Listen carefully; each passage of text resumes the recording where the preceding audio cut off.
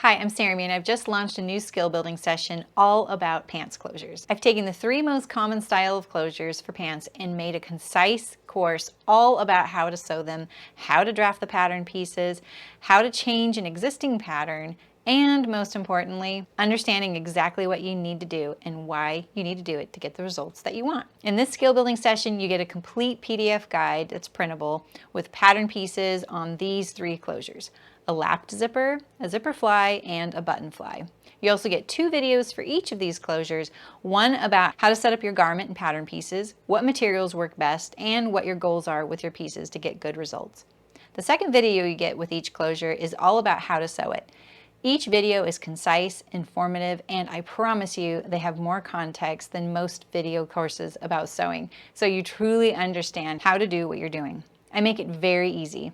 The lap zipper is ideal for side zip pants, and I give you the absolute easiest method to sew this. It even looks good on the inside. The button fly is a hidden fly style, most common style you'll see, and you'll be amazed how easy all 3 of these can be to draft or sew.